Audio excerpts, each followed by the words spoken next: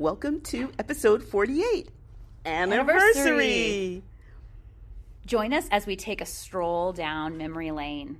Exploring the good, challenging, and joys of 2 years of podcasting. Whatever. Stay tuned.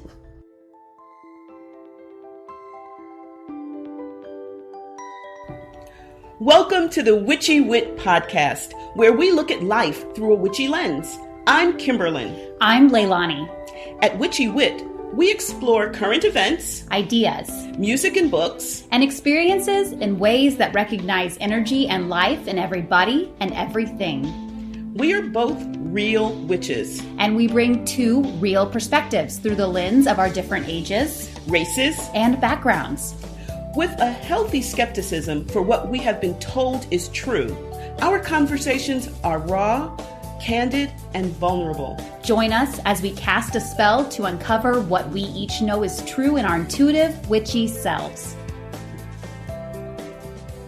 Welcome. Oh, I'm so excited. Woohoo! Welcome to episode 48. Anniversary. Our second anniversary. Our second anniversary. We've been doing this for 2 years. 2 years. Yay. Thank you for being here with us as we celebrate Exactly. our second anniversary. Our second anniversary. Yay. So, but before we start talking about second anniversary stuff, let's talk about a little bit about what's going on right now besides the second anniversary. Would you care to start? I would, and I am going to take this celebration energy and just like reverse it. Hopefully after I share, like, we can bring the energy back up. Okay. Just a little heads up to people who are riding this energy train with us. Okay, gotcha. Mm-hmm. Maybe it's me being sensitive as an energy witch. Like, I just want to be clear with people. Oh, yeah. Because I feel that. Yeah, and I think they'd appreciate that too. Okay, cool. Okay. Excellent. So I just wanted to check in and share something that I've been really thinking a lot about the past. I think it has a lot to do with me being a teacher and going back to school. Which is how important it is not to comment on other people's bodies. Yeah. Okay. Yeah. A really, really good friend of mine is a teacher, and she was going through a lot of stress. A lot of teachers have been going through a lot of stress because of the impact of COVID on education, especially last year. And she lost some weight, and, people would make comments, seemingly positive, like air quotes, positive comments, and just as someone who loves her and watching her handle it herself, but then also deal with other people's air quotes positive, and then like my own, I also, I didn't lose weight. I actually gained like a little bit of weight, which was really okay with me, except for the fact that I didn't like that I gained it because of being stressed and anxious. And how it was hard for me, even though I was fine with my body being the way that it was, and I didn't gain that much weight, but on my frame and doing what I do, it was apparent to me, so it just made me sensitive about my body. Yes. And like somebody made like a passing comment about something different with my body, while I was really noticing that my body was changing towards the end of last school year because of the stress and my anxiety, and the body has ways of triggering different things because I'm feeling these different things, and I knew that was what was going on, and I had a lot of acceptance around it, and even so, it was hard for me when somebody made a comment about something unrelated to that, but still about my body. Right. And so I've just been thinking a lot as like I move into this new school year, just about how people's bodies tell a story that I don't know.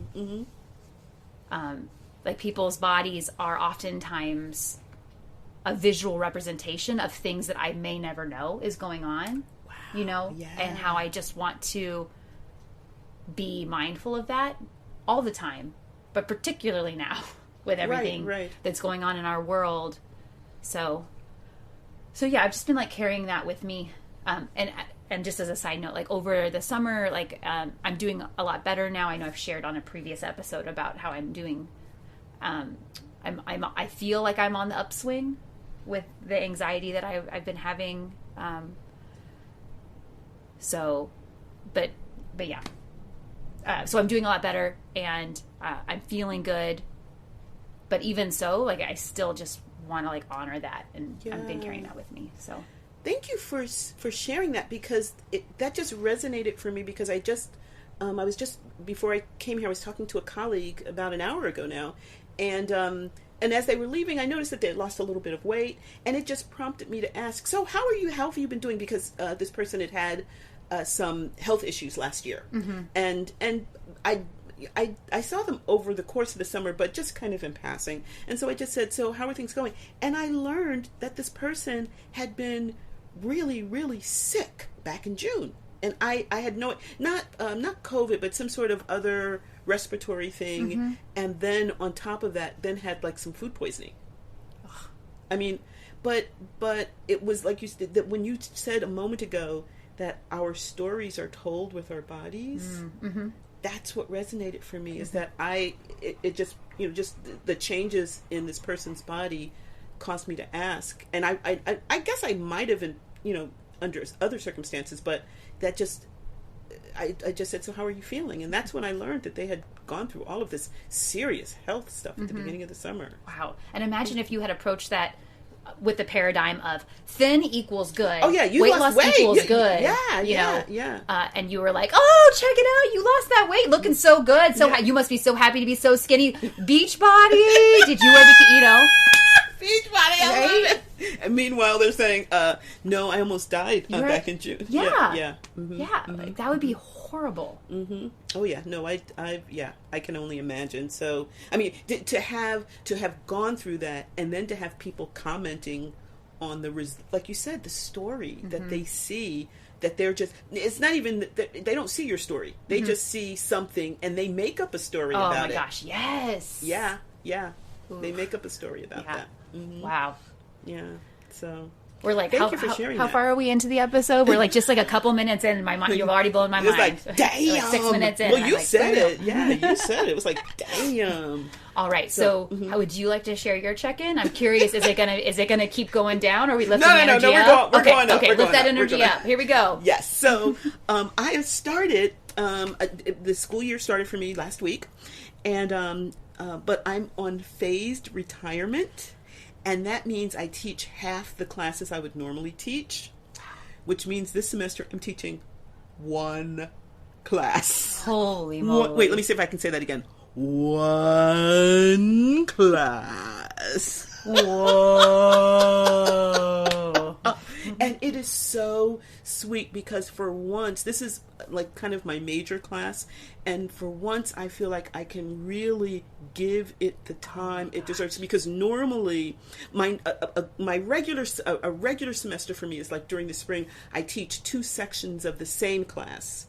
So that's a little bit easier. And then another class. So 2 different classes, but I teach 3 classes, but 2 different courses.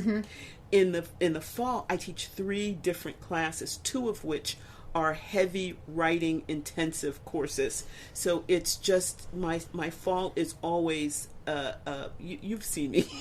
My fall is always a tough semester. It's always been, my story up until now has been that my fall has been a tough semester. And my story has changed, girl. Let me tell you. Oh my God. Just even the conversations.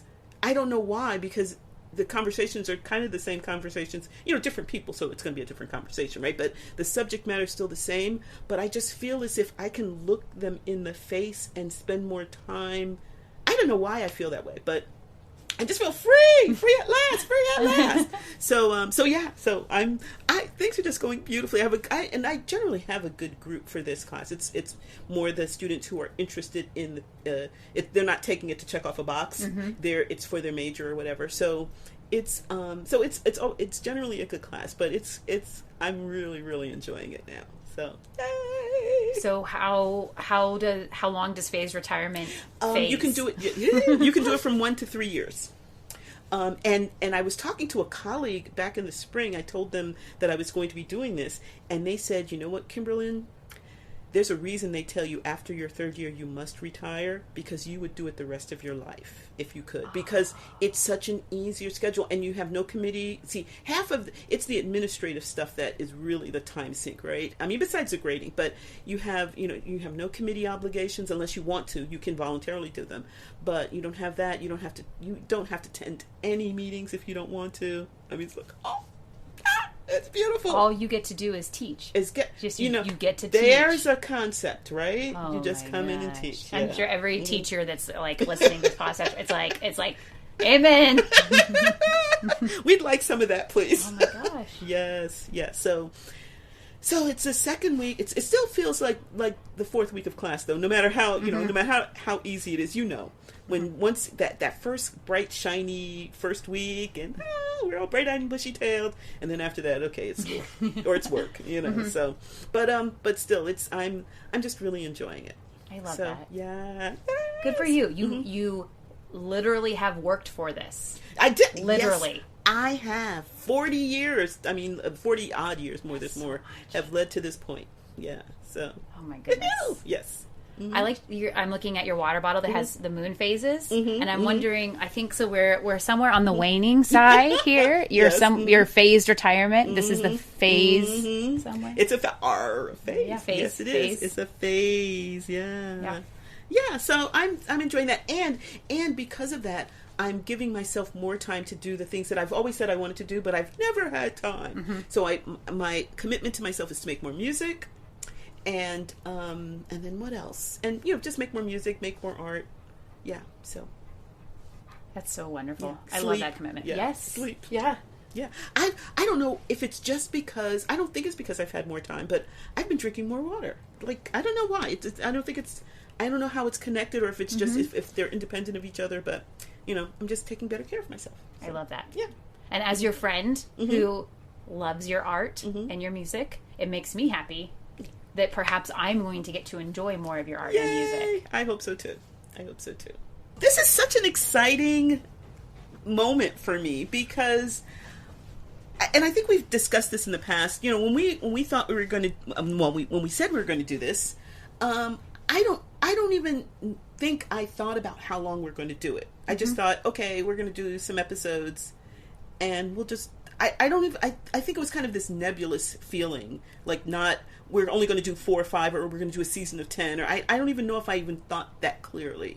What about with you? So I agree. I think if people haven't listened to our first few or our 1-year anniversary, you and I just started doing it, but we were so invested in the process. I don't think we ever stopped to think about what would happen when we did it. Or how long we would do it, or like what would happen if we did it. Yeah. Or like, do we care about how many people? Like, we didn't even think about any of those things. We just did it. Yeah. Well, first of all, we had to figure out how to do it because we didn't know how to do it. We so didn't know. We literally did not know anything about the podcasting process. So I was not considering how long we would go, and to the point that it's hard for me to even be like feel the sense of like we overcame and we did it, because like we didn't even have like a goal of how, like we were like, let's do it. Yeah, let's just do it. The only thing I do remember was you were like, we need to make sure it's sustainable. Yes. And I think we did say when it stopped being fun, we would stop doing it. So we're still doing it. So there you go. Yeah, it's pretty amazing. And in fact, I think I just sent you, was it today or yesterday? Something. I get all of these things because I signed up for different podcast newsletters and stuff. And, just the number of podcasts, when you go on iTunes, you think there's so many podcasts, and people who are going into podcasting think there's so many, there's so much competition. But when you actually look at, I think the study that I sent you, they looked at how many podcasts had a certain number and actually had an episode that had come out in the last month. And the numbers are dramatically lower than what you think. So we're just, I don't want to say that we're like like stellar or the epitome, but, I mean, we're doing stuff that a lot of people who say that they're podcasters are not doing, which is like coming out regularly and, still churning them out. I mean, I think what we do is pretty exceptional, but I might be a little bit biased. I didn't want to toot my own horn. Toot, toot, toot. Toot. But yes, of course. Yeah, so. Well, for today's episode, I think it'd be fun for us to share maybe some of our favorites. Yes. Some of the episodes that maybe were our favorite. Some of the episodes that were the most challenging. Yeah. And then, like, some other things that maybe have popped up for us over the past year. And then I know I would like to share some about our statistics. Of course. Because I love data. Yes, you do. Just so in case there are any data lovers. And if they're not, it's tough to Right. suffer. It's good data, though. It's good data. It's stuff. I'm not a data person, and I love hearing it because, it basically just tells us we're fabulous. So I don't know if I can, I can hear that all the time. So, and then the other thing I think that is you said our faves and the ones that are more challenging. What I find, it was kind of hard trying to figure both out, actually, because there's so many that I loved. And each one had its challenges in a certain way, in as much as it many times brought up, I don't know, feels and stuff like that. So it was hard to kind of narrow it down, I have to say. It took me a while, actually. Yeah, same for me, because I think every episode, I can't think of an episode that wasn't both rewarding and challenging. And I think you and I, something I love about our process is that we really spend time thinking about things. We don't just slop something together and toss it out there. Even whenever it is like more extemporaneous, but we do really, I know, we really think beforehand and think about what do we want to share, and that oftentimes brings up things for me that are challenging. Right. Even before you mean before we we're recording. Yeah. And then we record, and then I mean that can sometimes bring up challenging things when we feed off of each other. Yes. And then there's the whole thing of afterwards where I'm like, oh my god, should I have said that? Is that Yeah. What are people going to think? What am I going to think? What if somebody hears that? Was that okay? Should I have said that differently? I think that happens a lot when we're doing the recording, and then later as I'm listening to it, I'm just like, either fuck it, it needs to be said, or in many cases it needs to be said, and so often the things that we say, oh, we're going to cut that, I just cut out the part where it says we're going to cut that, right? Yeah. And leave the rest of it in there. Yeah. Because I think I have found that I've always found that our conversations are thought-provoking and really, really fruitful and rewarding. But I found that doing this for the podcast, I think makes me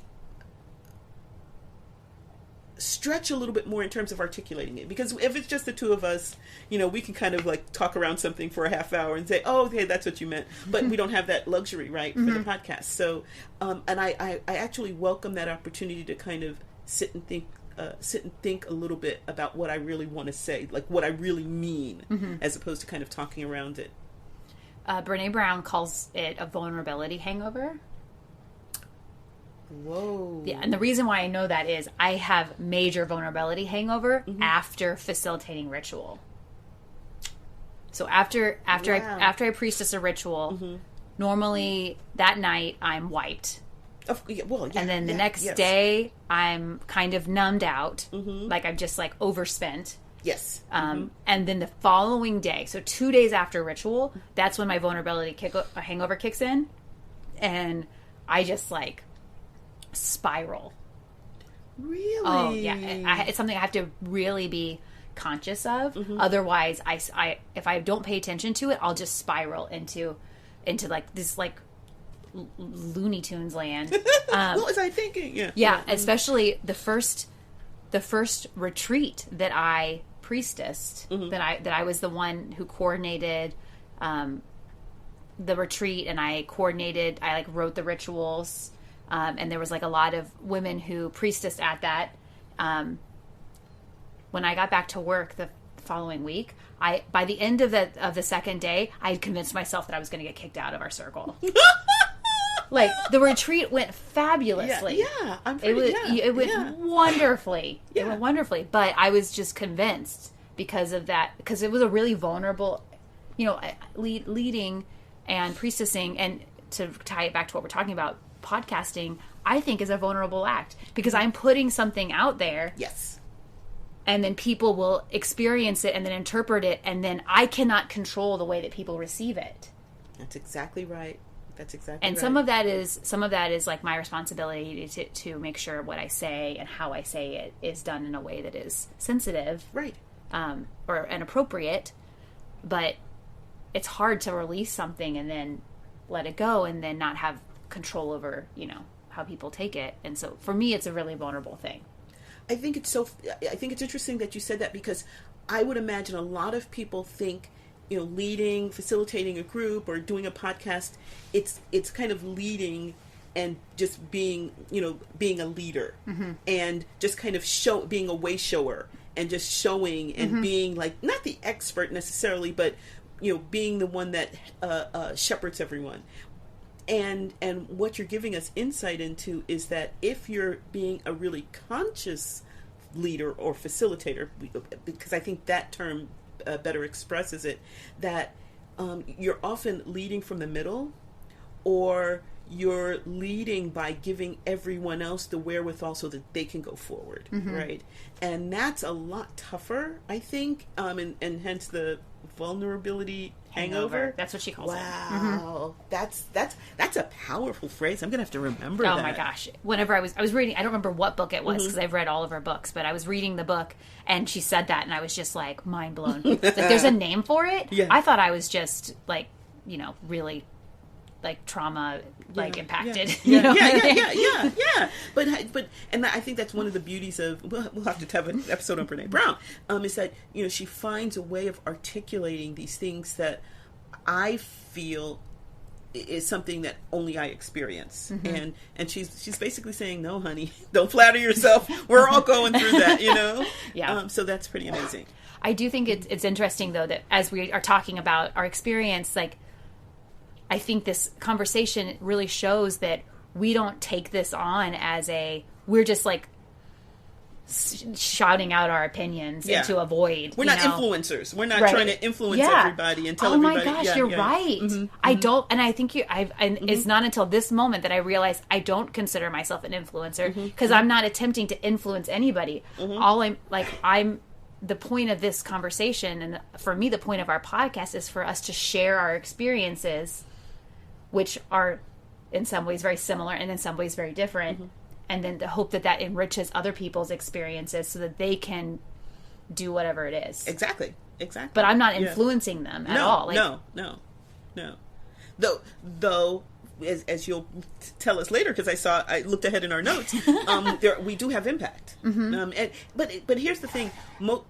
If you're Snow is just sassy over there. That's my dog over there in the background, just snorting. He's influencing. He's influencing. He's like, I'm an influencer. Yeah, he's influencing. I'm gonna influence I know. He says, mom. yeah. He says, yeah, okay, girls, you may not be, but I am. So sorry about that, everybody. No, I'm not. Is he sassy right now because you told him to lay down? I guess. I don't know. He didn't want to go out, and now I guess he's like, I want to go out now, but too late. Anyway, sorry everyone. You're hearing some pet problems. You said you looked ahead in the notes. Oh yeah, and we do have. Thank you.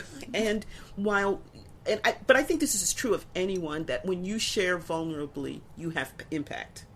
And one of the things that I have heard from people who have listened to the podcast and texted or whatever, or told me in face-to-face, is that they love listening. I have one friend who said, oh, your podcast came out a day late. You got called out. I got called out. Like, yes, it did. So yeah, she said she was eagerly awaiting it. So aww, isn't that sweet? That's so that warms my heart, just knowing that what we offer is appreciated and received in some way, like however it is. That's really cool. I know. So let's jump into it then, shall we? All right. Let's start with something fun. Yeah. So we're going to start with some of our favorite episodes, and I have to apologize in advance. I think I might have mentioned this on our last anniversary, but they're still my favorite. So, so one of them, and we'll listen to maybe some clips of these. One of my favorites is our when Witchy shit. I didn't actually write when down witch shit goes bad is the name of the. Yeah, when witch shit goes bad, and I think I have in the program notes. Fire, trance, beachfront rituals on the night of the full moon. What could go wrong? so I love that episode. Well, A, because it's about me, but B, it's so much.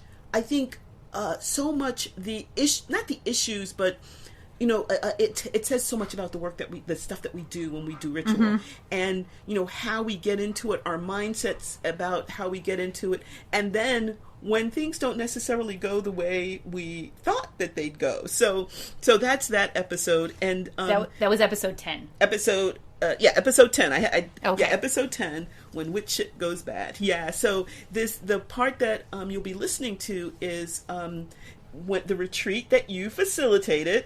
It was Yemaya, yeah? Yeah. And I was aspecting. Yes, you were.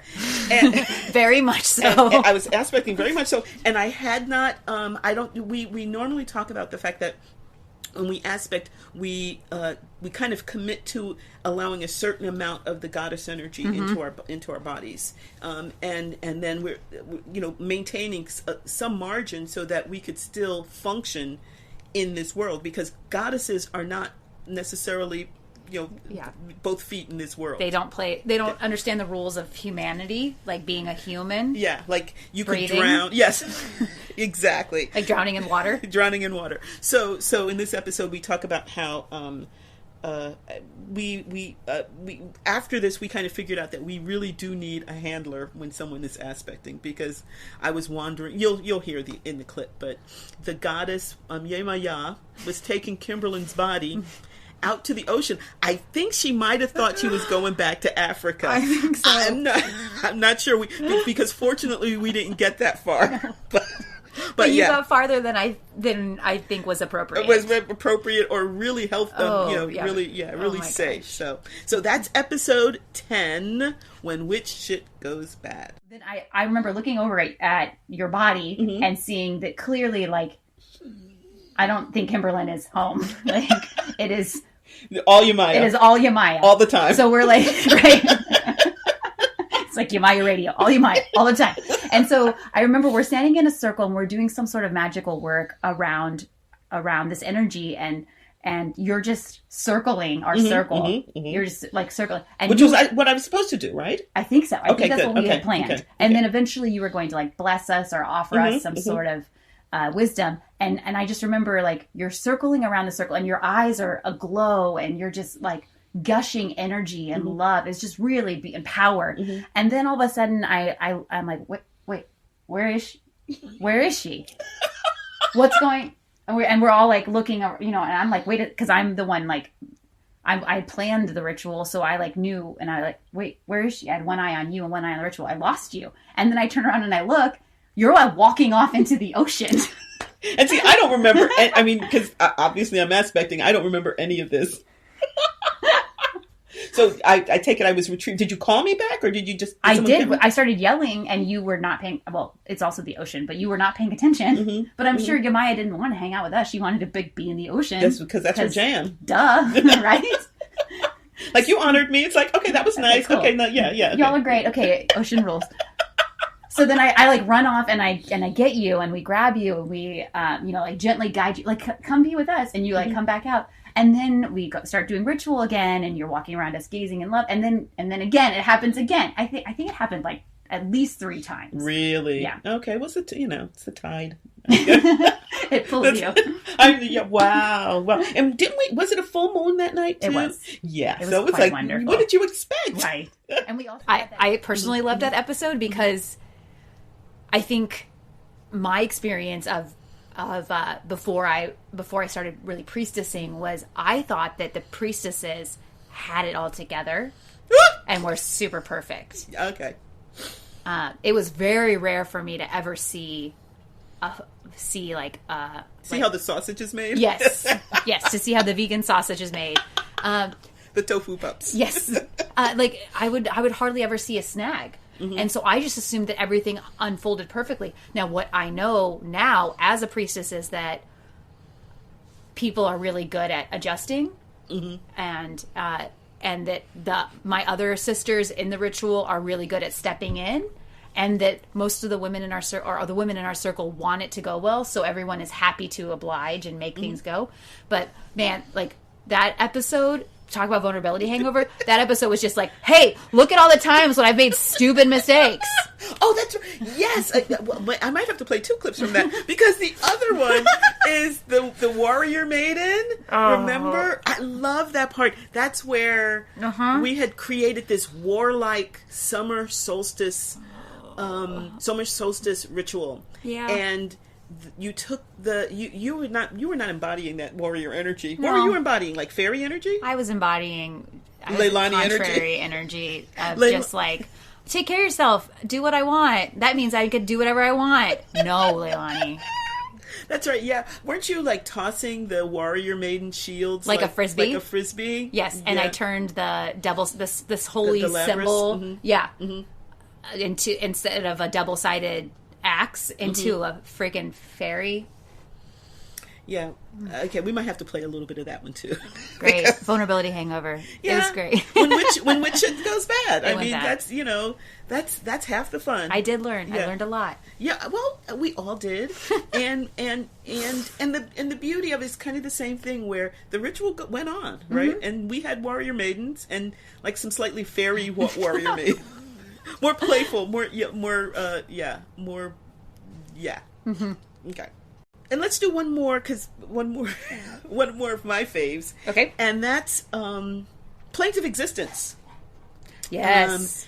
That is one that was one of my favorites, because it's something that I have felt so deeply for years now, and I really never talk about it to anybody. I never, there's only one person that I kind of share this information with, and so it was so, the cathartic isn't the word, but it was just so heart-opening for me to share this with people who, well, like with you, who know me, but didn't know that side of me, and then obviously to our listeners.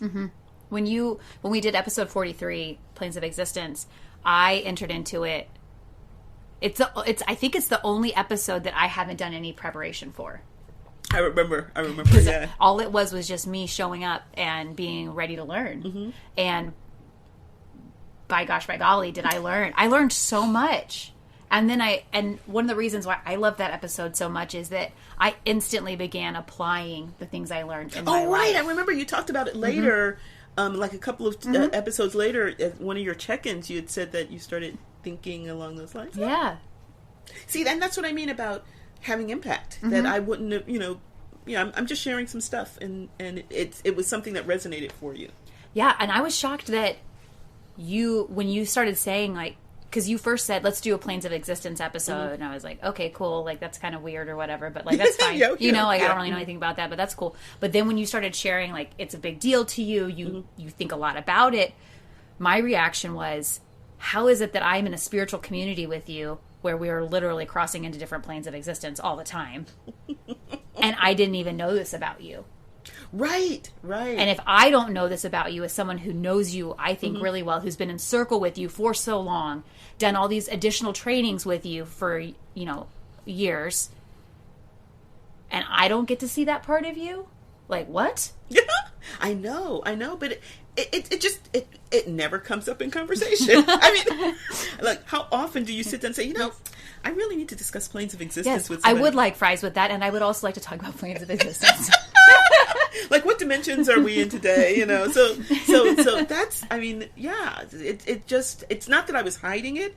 It just literally never came up. So I can't remember what clip we're going to be listening to, but it's basically just me, kind of sharing just how I look at this kind of stuff. This idea of where we are and how we, contribute to, how we co-create our worlds, and so it was just fun. It was loads and loads and loads of fun. It was fun for me too. Good. One of my favorite episodes that we've done is episode 42, Witchy, Ethics, and Politics, part 2. That's, yeah. Okay, well, let's talk about that first. Because we created, I mean, I don't think it was that much a longer outline than our outlines that we make for our other episodes. But wow, once we got started, We had things to say. So much that when we looked up, and I think we were an hour and change in, and we had done maybe half. Or, I mean, there was so much more that needed to be said that we said, okay, well, we're doing a two-part episode or 2-episode discussion of this. Yeah. And I think normally we have a lot to say, and our episodes could go on for way longer. But normally by the time we reach the end of an episode, I feel somewhat satiated by our conversation. Of course, there's more to say. Yes. But I feel somewhat satiated. By the time we reached that hour whatever point, I was like, oh no, we're just getting started. And you felt similarly. Yeah, so I loved that we had so much passion about that. And I think the part that I want to share, the clip of our episode that I want to share, is that it really, for me, touched on this feeling that I have of my witch's ethics and the way that it intertwines with what I would describe as humanity. And like politics to me is rooted in humanity. It's the way that we express our humanity in community. And the fact that I feel as a witch with my witch's ethics, there's such an impact on how I walk in this world as a witch. Yes. And that impacts every step I take and every decision I make, and all the way down to how what I do impacts me, what I do comes back to me, and I take responsibility for that. But one of the things that I love this about our conversations is as we were discussing, it became this thing that I have constantly bouncing around in my brain is, do I hold space for the people that are governing, or the people that are doing these things that I disagree with? Do I hold space for them and envision them, with their hearts opening and their vibrations raising? And do I trust and hope and do my part and act, but like trust and hope that things are going to turn, and that the arc of justice is long, but it bends towards truth and all that stuff? Or do I like say fuck that shit and flip a table and then light the place on fire? And I really struggle, and I go back and forth. And then the clip that we'll play is about us coming to this verbal realization where we just labeled it as like, do we do this higher vibrational stuff, or is it Sekhmet River of Blood? And you were the one that coined that phrase, and I was like, oh my gosh, that's it. Yeah, rivers of blood. That's right.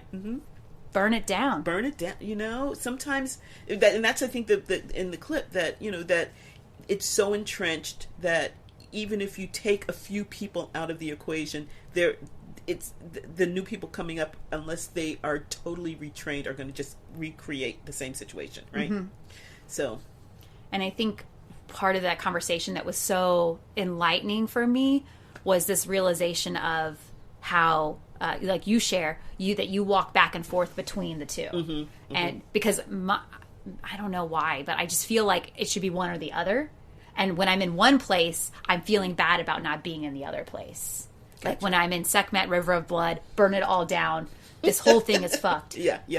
Like that sort of feeling. Then I'm like, oh, Leilani, like you should really be like more compassionate and holding, hold space for them. And, they can grow too. Like if you're not gonna love them and meet them where they are, then they're never gonna change and all that stuff. And then whenever I'm over on that side and I'm like, no, I'm listening, I'm here, there's a part of me that's like, nothing is gonna change if we just all sit here and like listen to them say this stuff. Like, you have got to do something, and it needs to stop with you right now. Why are you not burning it down right now? And so it's like, no matter where I am, my witch's ethics are telling me, do something. Yes. Yeah. And normally it's the other thing that I'm not doing. Yeah, do whatever it is you're not doing right now. Do the opposite thing that you're doing. I find that other groups or rituals that I pop into to be too soft, I'm going to use like judgmental words. Too soft, too mushy, too woo-woo. Like pagan bunny? Fluffy pagan bunny? Yeah, to like, let's raise the vibrational awareness of all of the world's leaders, which I think is great. I know, I do that all the time. Go on. I think it's great. I think it's great. I feel seen, thank you. Which I do think we need to raise the vibrational awareness of all the world leaders. You know, but like that's where I see that and I'm like, we need to fucking burn it down. Like, we need to do more. You know, and then at the same time, then I go to this what has now you and I have deemed the river of blood. There was no river nor blood. But now it's going to be like always in our imagination. Holding that sort of energy, and then I go to that ritual, and I'm like, I'm uncomfortable with this, you know, and so then I'm just like, well, shit. I'm just going to be a solitary, which that would not work for me. No.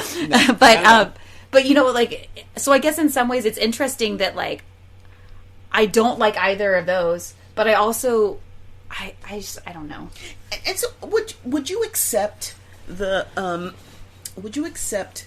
idea, the concept that on a spectrum, right, with the flowing rivers of blood and the woo woo woo woo woo, let's love everyone, that you're, wherever you are is not a constant, and so I'm everyone and just I'm holding my hands apart. That's the ends of the spectrum. Just so you know, get that visual picture in your mind. And then now my hand's in between those two hands, so I have three hands. Thank you. Okay, Leilani put her hand in the middle, and then that's not a fixed point, right? Mm-hmm. And so particularly when you're with the fluffy pagan bunnies, you might go like, oh, and go further down the spectrum towards the harder end, right? Just because you're balancing them, right? And then when you're with the river of blood folks, you might kind of, okay, let's lighten this up. Let's raise the consciousness of our ritual right now. And, you know what I mean? And so there's that.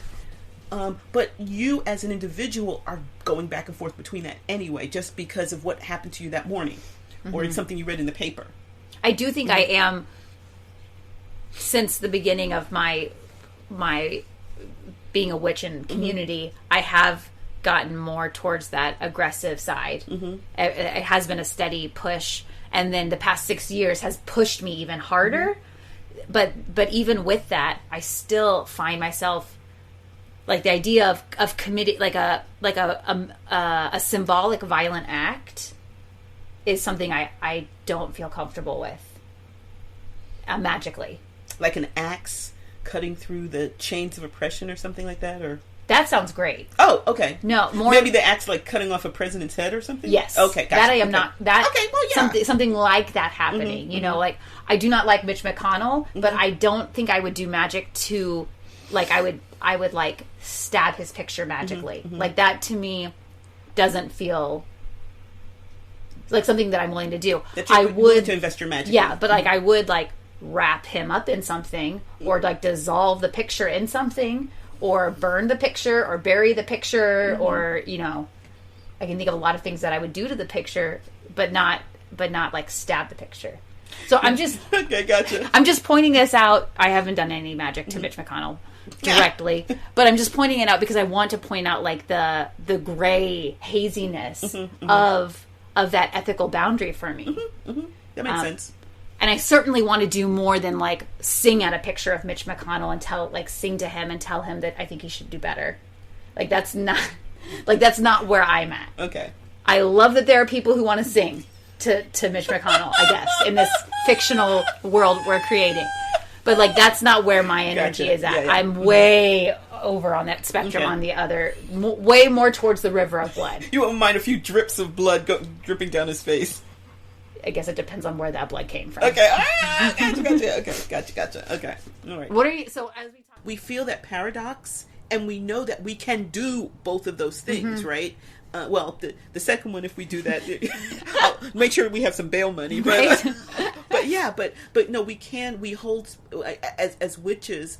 We can hold space for both of those ends of the spectrum and any points in between, right? Yeah, and then. Our job is just where we landing today, or where are we landing that 15 minutes. Yeah, and I think that's one of the things that's so complicated that I loved about our discussion in that episode was that as witches we can exist in paradox, and the blessing of that is that I can exist in paradox, and I understand that, and there's power in that. And the curse is that we can exist in paradox, so therefore life will be paradoxical. And that's really hard. It sucks. It sucks. May I? Yes. Yeah. So one of the things that we're doing is we're talking about our favorite episodes, but we're also talking about our more challenging episodes. And so episode 42, Witchy Ethics and Politics, Part 2, is Leilani's favorite. And it's my most challenging episode. And I mean, not kind of for the same things, but just for I think it's the perspective. So seeing those same things that you've said, the reason I chose it as my challenging is that it's yucky. Mm-hmm. It's yucky even being in the burn the sucker down, knowing that I'm not doing that, not opening my heart at that moment, or finding it really difficult to open. I wonder, now, can we have the rivers of blood with an open heart? Holding space for their gradual transformation, and while we're basically burning shit up. Mm-hmm. Anyway, so it's most challenging for me because, like you said, it's hard thinking about encompassing all of those points of the spectrum. And for me, the reason it's challenging is I wonder, can we ever, like, what is the quote unquote, I'm doing air quotes, solution? How can we enact change? And so sometimes I go through periods of hopelessness, feeling that it's just really frustrated, it's never going to change, etc., etc. But listening to our episode kind of lightens my spirits about that. So even though it's my most challenging, I can definitely understand why it's your favorite. I think I did have the vulnerability hangover major after that episode, because for me, admitting that I have that Sekhmet River of Blood energy, I was worried that people were going to hear that and think less of me, or think that I'm not as, I don't know, like woo-woo enlightened or whatever, Oh! Yeah. Wow. They were going to be like, oh my gosh, Leilani's like a cruel person and she's going to, or whatever, like she's not fit to lead. She's not fit to priestess if she wants to burn everything down, like those are my shadows speaking there, of course, yeah. And then I also, I was shocked. Like, because about you sharing, because you shared in that like there's a part of that episode where you just go about like the things that you want to burn down, the rivers of blood that you envision, and I was like, holy moly, because you, at least the presence that I see of you, especially in our circle. Yeah, she's sitting here like she's holding her arms out like she's like floating on a lotus flower. Yes. The words I hear from you a lot of times are like, I'm raising the vibration, I'm meditating on this person, and all that beautiful things. And then I normally walk away being like, well, that's awesome for her. Meanwhile, I just like, I'm, wondering how many years until this person dies. Like how old are they? How much longer do they have? Oh, okay, like 20 years. Yeah. So I came away from that episode learning something about you, which, to go back to our first point about podcasting, I love that it's helped me learn things about you, but also really feeling a vulnerability hangover. Can I share, for me, the one that was hardest for me? Please. Okay. Yes. So the one I thought of that was the most challenging for me is episode 44. It was our bodies. And hence your check-in kind of. Yes. Yeah. And maybe that's why I chose to do that check-in on some level. I'm not exactly sure. I would like to say that I was more thoughtful, but I don't know. But to go back to that, to my check-in, like, it was really hard for me to do that episode. It was really good, and I'm glad we did it, and I think it was a great learning experience. But it was the episode that I felt the most unsure of myself going in, because I was weighing all these things about, I want to show up here on Witchy Wit, and like we say in our intro segment, raw, candid, and vulnerable. How vulnerable can I be while still realizing that, like, some things are not appropriate for me to share to people that I don't know, that I don't want that information out there, that like coworkers or people at work may listen to this, or people involved in situations and traumatic situations may also listen to this. Right, so like, how do I walk that line yeah. of both respecting my own privacy and other people's privacy while also being vulnerable and sharing about this thing? Wow. About sharing about my Yeah. body and the things, you know, like, how do I thread that like tiny needle, you know? So I really like went back and forth. And now that I say this, I'm thinking back to Sekhmet Rivers of Blood. There's part of me that was like, fuck it, just say it. It's there. Like, they'll have to deal. And then another part of me was like, well, you know, each person, and I don't want to, you know, it's not my place to like say things, and it may impact them, and I need to be, right? Yeah. So I did my best to thread that You needle. did beautifully. I remember that's not one of my favorites, but I mean, I don't think that there's one that okay, when we say it's challenging, it's not like one I disliked, right? Right. But that's one of those where I really appreciate it because I got so much insight into you, you know, just sharing about how you think about your body, because that's not normally a part of our conversation. And so I appreciate your courage in A, sharing it the first time, and then B, sharing about sharing it, you know, because sometimes you can do that and then it's okay, that's done, let's forget about it. Yeah. But then coming back and actually talking about it again, how difficult it was for you, is also another way of breaking open the layer. So thank you so much for modeling that vulnerability. Aw, thanks. And the strength, your strength in that vulnerability. It was also the hardest episode for me to listen to afterwards. Wow. Because I always listen to the episodes afterwards because I turn them into the audiograms, because I'm our social media director. So like I re-listen to them and then I clip them to make audiograms for Instagram, Facebook, and TikTok. Find us there. Just a plug. But as I listened to it, I was just like, oh, I should have said this. Oh, why did I say that? Why did I use that word? Oh my gosh, I totally forgot. I should have said this there. And so there was like so much of me, and I what I realize is that's rooted in a lot of like issues, trauma, history that I have around different things, and so like I just, because normally, of course, there's always more to say. You and I, that's why we do a podcast. We have things to say. We've got plenty of things. We've got plenty of things. We're still going to be broadcasting. That's right. We've got plenty to say. So, but that was the episode where the more things to say were really like took on like a shadow for me. Do you? Before we listen to the clip, I'd like to ask you this: did you find after you've done that, and now a few weeks later, that it helped in terms of any of your processing any of those issues? I think so. Okay. And I think that having the opportunity to share, and then the opportunity to release, and then the opportunity to be mindful of the sharing and releasing process, and then for me to be like, wow, I'm really triggered right now. Why is that? Yeah. Oh, and then I have time to think, okay, that's my shadow coming up, like notice how it's like this on this episode, but it's not like that on When Witch Shit Goes Bad. Or actually it was. So, dang it. On Music in the Body or whatever. Or our interview with the Witches Next Door. That wasn't like that. So I think it offered me really good opportunities. Good. So clearly this shows that our bodies are powerful because they are being regulated by the government, right? That's right. They're afraid of us. They're afraid. I think that's really true, right? Because like we have it written on our outline, our bodies are connections to the sacred. Our bodies are powerful. We create life. We create life. And we create and sustain life. And I get that that's why it engenders such fear on the part of people who can't do that. And they fear power that they can't control. So they try to control it. But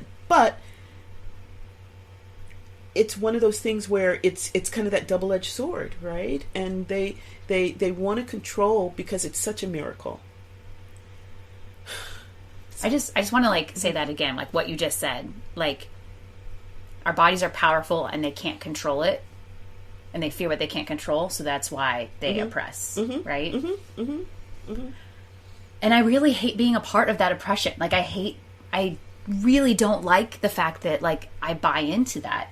that control, like we were talking about earlier, like the advertisements for, like, you know, buy this pill or buy this exercise routine or buy these stupid Instagram leggings that have like a seam going up your ass that are ruched so it makes your butt look big. You know? I don't need to worry about that. So maybe that's why it doesn't show up in my feed. But I'm like looking at these leggings and I'm like, ow. You know? But also, like, I could see, I did not ever want to buy them. But I was like, I see why people would want to buy these. Like, they make your butt look, like, they're yeah. But, like, people are always trying to sell and oppress and repress. And control, and yeah. And this is, and to me, this government oppression is inextricably tied to, unfortunately, the Instagram leggings and the diet pills and the commentary on J-Lo's butt from 20 years ago that you were mentioning that I don't know about. You know, like, those are all, they're all just different faces of this same thing. Yeah. And what's so sad about it for me is that this is something, they're taking something that is so wondrous and are refusing to see the wonder. And I think that that's one of the things that, you know, a lot of the people in witchy circles, you know, perhaps a lot of pagans, I can't speak for them, but that's one of the things that we celebrate is that wonder, and it feels counterculture to celebrate the beauty of the divinity of women's bodies, the holiness, the sacredness, and it's because at one point I thought, okay, the rest of the world is getting there, but you know, it's again 2 steps forward, 1 step back, 3 steps forward, 5 steps back, that kind of thing. We're constantly doing that dance. Like 5 steps back. Okay, anyway, you know, it's a little bit of a dance, a little bit more of a dramatic and maybe a painful dance, but a dance nonetheless. But I so enjoy being around women and people in general, but definitely around other women who have come through this and still do the celebration, still understand the wonder and celebrate that wonder. So one of the things that I love about our podcast is not only our opportunity to get to know each other so much better, like in public. I mean, when you think about it, like, is that bizarre or what? It kind of is in public now that you yeah, think it about is, it. exactly. Yeah. You know, this is not sitting on an airplane, you know, chit-chatting with each other. But the opportunity to get to know some people that we love, that we're in circle with in some cases, and do spiritual work with, and we invited them on the episode and learned a lot about them. And they really, in the case that we're going to mention, had a great deal of impact on me. It was like over a year ago, and still has a great deal of impact. You want to talk a little bit about? Yeah. So this? we had one of the women in our circle come on. Her name's Setsuna, and I would say that her interview is the interview. All of our interviews have been, I've thought, wonderful. Like, I've learned things. I've grown because of every single interview we've done with, and each of them are powerful and different perspectives. And I would say that our episode with Setsuna is the episode that you and I reference the most. Yes. So in episode 21, whenever we had her on and she shared how I'm going to summarize, how she weaves her magic into her daily life. I think you and I we just frequently reference it because it had such an impact on us. I think about, so in fact, yesterday, a couple of weekends ago, I was up in Austin, and I went to this place. I don't want to put a plug in for them, so I went to this wonderful place called Third Eye Third Eye Chakra, and they have ceremonial cacao blends, and I bought one for $55. We'll cut that part, but anyway, and I made a blend of cacao and a little bit of coffee, just a little bit for my morning coffee. And I try to be really mindful of the whole experience. One of the things she talks about is, you know, where does the water come from? And, you know, she's stirring, she's thinking about, you know, the look of it and the feel of it and the taste. And so I made it really, it was a ceremony. It was really a ceremony for me that yesterday morning. And I hope to be that mindful all the time, obviously, but but definitely, and I've done this in the past too, but just not. I didn't have like the ceremony of cacao, but she reminded me of how sacred every moment in my life could be if I just allowed it to be, or it is already, but recognizing how it can be sacred. I think she would be proud. Yes, has such impact. Such a quiet-spoken person who has a great deal of impact. Yeah. Just her modeling is gosh. just amazing. Mm-hmm. Yeah, every time she says something, I always feel like the earth shakes. Yeah. A little bit, like in a way of like she doesn't speak much, but when she does, as was I think evident in our interview with her, it's just like I just need a lot of time to think about what she said because there's so much depth. Yes, so much to unpack. So one other thing we talked about is impact, and I am always so pleased, but also so amazed by comments, either that we get through social media or I think I mentioned this earlier, someone will text me or I'll bump into them and say, we listened to the podcast or whatever. And so I'd like to read a review. This is a recent one from August 4th, and this is the review. Ladies, I have enjoyed your podcast very much. I listen to your podcast as I'm heading into work. I will say sometimes you guys just have me in tears. I'm so glad that our paths crossed years ago. End quote. I have no idea who that is. Me neither. So our paths have crossed, so we know them. We must know them. Or maybe the path that crossed is them just discovering the podcast. Idea. Yeah.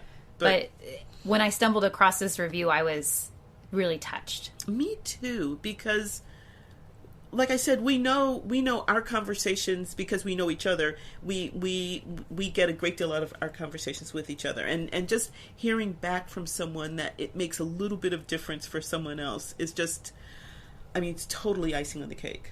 I wonder if our listeners understand how much it means to us whenever they reach out, whether that's messaging us on Facebook or messaging us on Instagram or reaching out on TikTok or leaving reviews. Like reviews really help because it allows other people it helps people find our podcast. Yes. And we don't have very many reviews. So hint. If you want to, it's free. Yeah, that's Apple. Just after wherever you're listening to it, usually they have an opportunity for you to give a review. So if you're feeling the need, feel free. It's a great free way to support us. To support us, by exactly. offering us it takes like 30 seconds. Yeah. And it just feels so good to hear that someone is listening and enjoying the podcast. Yeah, it means so much. And when people reach out on social media and say, hey, I really enjoyed this episode, or, oh my gosh, I had never thought about that, or did you know this too? Like when people share something because they have more knowledge than I do. I learn and it feels so good because I'm an extrovert. I love talking to people, and podcasting is weird because I'm talking to you, but like there's all these people listening and it just feels somewhat one way. It does. So whenever people go out of their way to make it a two-way conversation. It's great. Oh, it's so good. It's really good. It's really good. Speaking of two-way conversations, this is your friendly data witch. I would love to share some data about our podcast. So as of the day that we are taping this, we have currently 8,487 downloads. That does not include YouTube. So that's just on the Buzz. That's right. Yeah, just on that platform. We, at the time that this episode will be released, we will have had 48 episodes done, and we are averaging approximately 177 downloads of our episodes in the first 7 days that they're downloaded, or I'm sorry, that they're posted. Wow! So that's a big deal. So for non-podcasters and for me, before I got into podcasting, I'd be like, cool, whatever. Yeah, a bunch of numbers. But the reason why that's important is that the data about how many downloads in the first 7 days is really important because there can be podcasts that are released daily that are maybe 3 minutes long. But like a good way of a good metric is how, it's not necessarily how often you post or how long the episodes are. There's like a bunch of variables, but it's how many downloads within the first 7 days gives you a hint at that. So just to share some metrics on that. If you have 26 downloads in the first 7 days, you're in the top 50% of podcast downloads. Wow. Of podcasts that are put out there. And if you have 72 downloads in the first 7 days, you're in the top 25% of all podcasts. So we're sitting at 177. Mm-hmm. So then the data that I found was that if you have 231, you're in the top 10%. So we're somewhere, our podcast is somewhere between the top 25 and the top 10%. If there are any math people out there, I'm sure there's a mathy way to figure out where we're at. Yeah, because I'm a music historian. And I'm an English teacher. So there we go. So I could write you a poem about it, but... And I could sing something about it, but yeah. But yeah. Mm. So I just thought that is really affirming. And I know for us, like, we're not out there, like, pounding the pavement trying to make money off of this or whatever. We're just doing it as something that's fulfilling to us and hopefully helpful to others. But finding out that, like, we're actually, like, doing a really good job is like kind of cool, right? It's super cool, super cool. It does my heart warm, good. It does my. Your heart is hearting. Yeah, it makes me feel good. That's so good. Okay, good job. I used my words. You're so good. You use up all your words podcasting. So some other stats. Apple Podcasts is our top app. That's the number one app that we have people downloading it from. Our top episode is episode 27, Samhain, Redux, and Ancestors and the Veil. That had 662 downloads. And of course, anybody who's a witch knows Samhain is like our lifeblood. So of course, like that makes total sense to me. Then our second most popular downloaded episode is episode 1, Living Authentic Lives, with 580 downloads. I also want to point out though that episode 27, Samhain Redux, that was the episode that we had mic problems. Oh, right, yes! So it's like, I'm like, oh, as a podcaster, I'm like, oh. And that's the one most people are listening to. That's why did they listen to that one? That's the one where it's like the worst quality. It's even worse than when we started and didn't have a microphone. Yeah. Oh, yeah. But anyways, again, vulnerability hangover, I gotta let it go. Yes. Okay, so here's something that's really fun. Locations. So 93% of our listeners are in the U.S. Mm-hmm. Our top U.S. cities are San Antonio. Makes sense. Dallas and Houston. Mm-hmm. They're in Texas, right? Now, here's the one that I said this on our 1-year anniversary. Columbus, Ohio. And then later on is Hogue, Ohio. And I'm telling you, there's a secret coven in Ohio that listens to us. And if you're listening, I asked you to do this on year 1. Please reach out. Yeah, shout out. Because there's a good number of you there listening. Yeah, for some reason, hey. Who are you? Hello, we want to meet you. Talk to us. Let us know. Make this two-way conversation. Yeah. Other top ones are Charlotte, North Carolina, L.A., Atlanta, Georgia, Columbia, Missouri, Seattle, Washington, and Portland, Oregon. Those were the top ones. So if you're in any of those places or in other places, feel free to reach out. Yes, Instagram. I would love to hear from you. Mm-hmm. TikTok, Facebook. Let us know what's up. Yes. Oh, also Patreon. Mm-hmm. Our top. Did you say Instagram? Instagram, yes. Okay. And Patreon. And Patreon. Top countries other than the United States: UK, Germany, Canada, Kuwait, Australia, Mexico, the Netherlands, Belgium, Japan, Poland, Finland, and India. Those are the top ones. Wow. How cool is that? Very cool. Very cool. Kuwait is the one that threw me. That was like the number. That was the 5th highest country because it's the United States, UK, Germany, Canada, and then Kuwait. Whoa. What the heck is going on? That's so cool. Yeah. Totally. I couldn't even find Kuwait on a map. You can't? No, I'm really bad with maps. Okay. Well, that's... I couldn't find... I don't want to say this on... That's vulnerability hangover. I know in the general where it is, but like I couldn't like put a pin on it. I could put like a pizza box on it. Yeah, okay. Gotcha. Anyways, so then top international cities. Help me because I don't know how to pronounce these. Okay. Frankfurt am Main. And I'm assuming that's in Germany. That's in Germany. Frankfurt, right? Mm-hmm. Hesse. Kuwait City. Mm-hmm. Asima. I don't... Yeah. Somewhere. Melbourne, Victoria. I got that one. Mm-hmm. Puerto Vallarta. That's cool. Mm-hmm. That's Mexico. Jalisco. And then Rotterdam, South Holland. Mm-hmm. Yeah, there we go. Holy moly. Yes. Like, that's so cool, right? Yes. Yeah, very cool. So cool. Then our social media, our top app that we get the most interactions is TikTok. We have had 744 engagements on our top post, on our single top post. Wow. We normally average between 210 and 290. There's more. There's sometimes more, sometimes less. As a social media marketing manager, I see this all the time. Yeah. So it's just that's amazing. It's just really cool. So if you're on Instagram, Facebook, or TikTok, you can follow us and like get cool content from our episodes. Yes, indeed. Also Patreon. We have more supporters on Patreon than we've ever had before. Yay. So just a big shout out. Thank you so much. Both of us have jobs. As you shared, you're retiring. Yes. But you're still working. Both of us have full-time jobs, and so we do all of this on our own.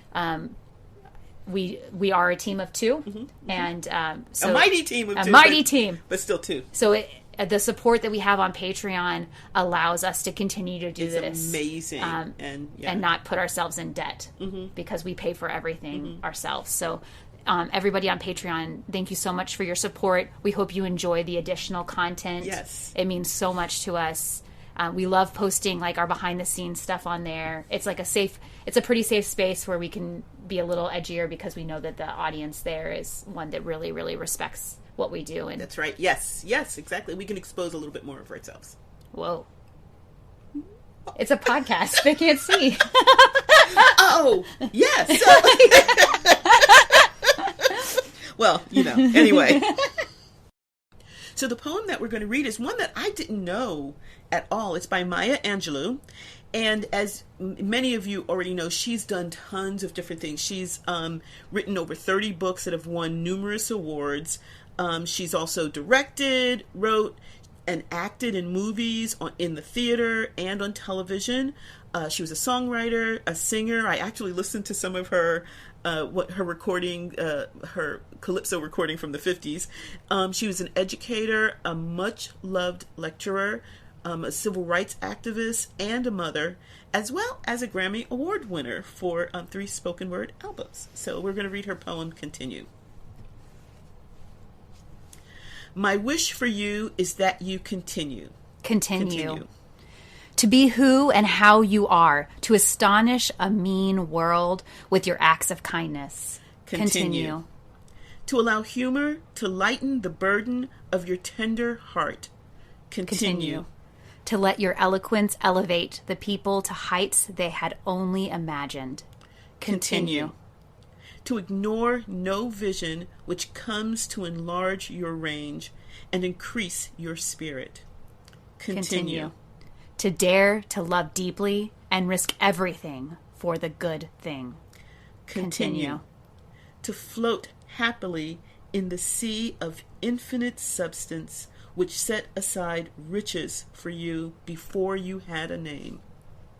Continue.